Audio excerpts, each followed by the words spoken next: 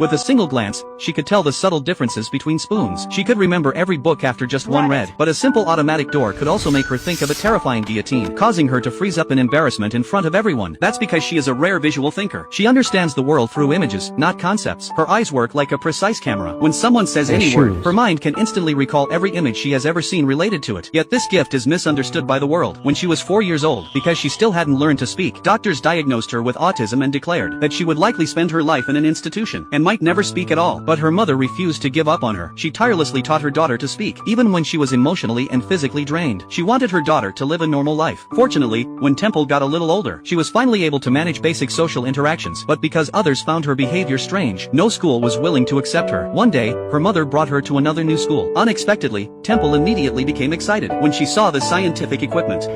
Hello, I'm Temple. It's very nice to meet you. Are you a scientist? I used to work for NASA.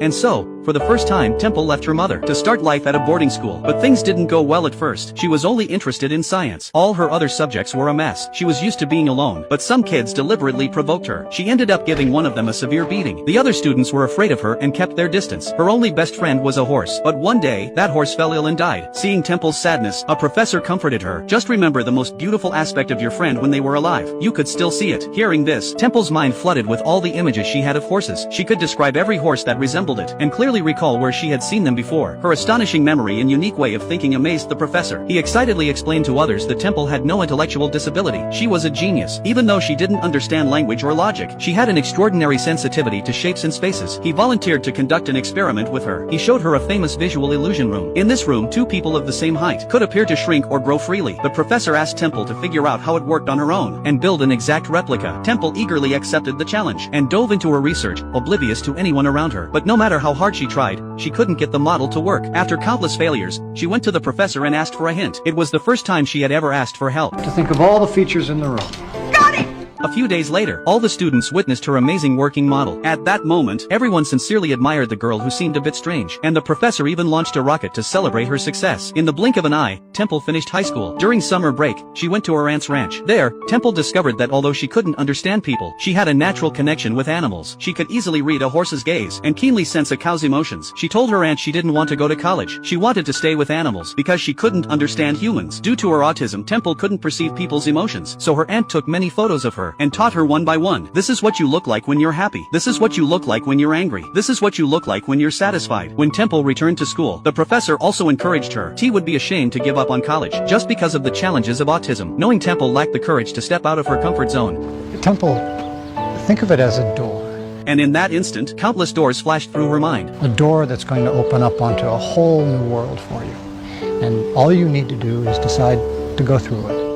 And so, Temple went to college. It was an even more terrifying place than high school. Countless unfamiliar faces, countless loud noises, all of it filled Temple with fear. What frightened her most were the automatic sliding doors. Other students stood behind her whispering, but she didn't care. She dropped her food tray and fled. Back in her dorm, Temple remembered the squeeze chute she had seen on the ranch back home, a device used for cattle. When you put a restless cow inside and tighten the bars around it, the cow would miraculously calm down. She had tried it herself back then, and found that the device also helped ease her own anxiety. So Temple got some wood and pulleys, and built herself a simple squeeze machine. When she crawled inside and tightened the straps, she finally felt a sense of relief she hadn't felt in a long time. But just then, her roommate came back. Seeing the scene, the roommate was terrified and ran away. To a typical person, this was hard to understand. They thought Temple was a freak, and the school confiscated the device. Temple returned to her family's ranch. There, she built herself a new squeeze machine. When no one, not even her mother, could support her, only her aunt stood by her side. She drove Temple and the machine back to school, and argued fiercely with the administration. But the school refused to back down. Temple immediately proposed that she could run experiments to see if the squeeze machine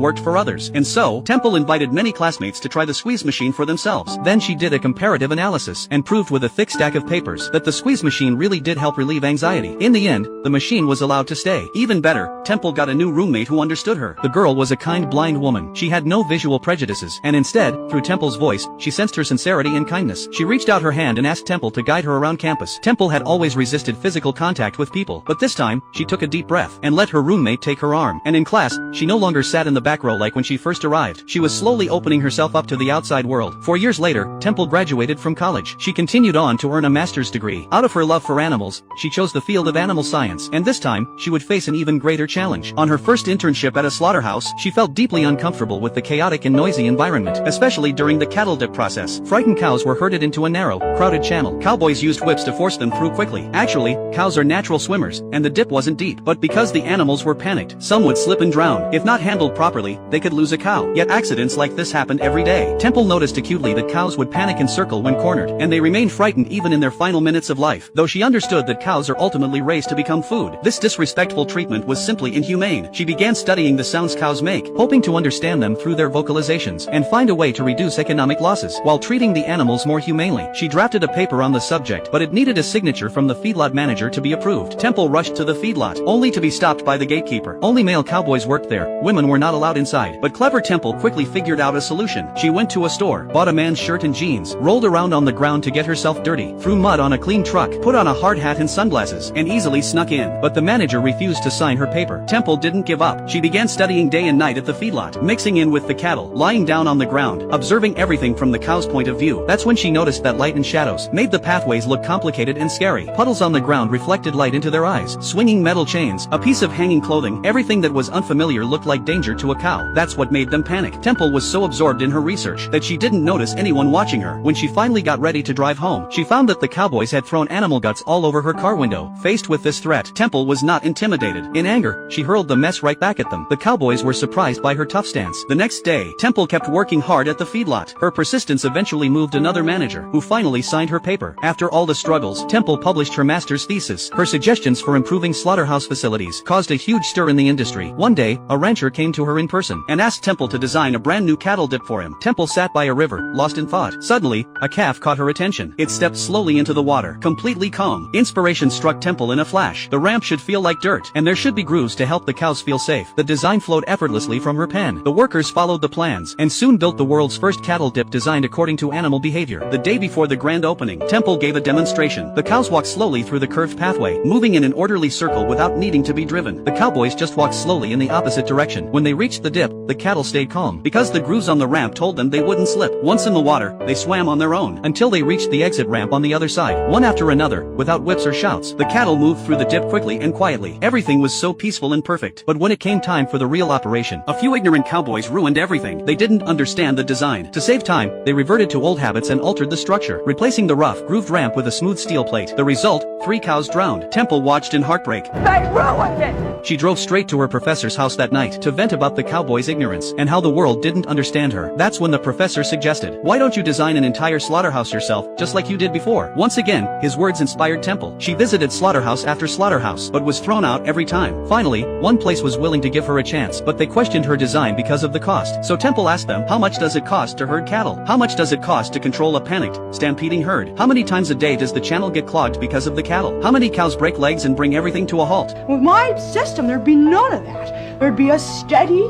calm flow. At last, she convinced the owners. Thanks to her designs, half of all livestock in North America today enjoy a more dignified and calmer life. One day, Temple happened to attend an autism conference. She saw children restlessly spinning in circles, and the parents beside her were demanding that their daughter stop spinning. Normal people cannot understand the pain and needs of autistic individuals. Only they themselves know themselves best, so she couldn't help but stand up. She explained that whether it's spinning or rolling, these behaviors produce the same calming effect that a normal child gets from being hugged. This is their way of relieving emotional distress. How old's your child? Well, I don't have children. No, I'm autistic. Well, I didn't speak until I was 4. Now I have a BA and a master's, and I'm studying for my doctorate.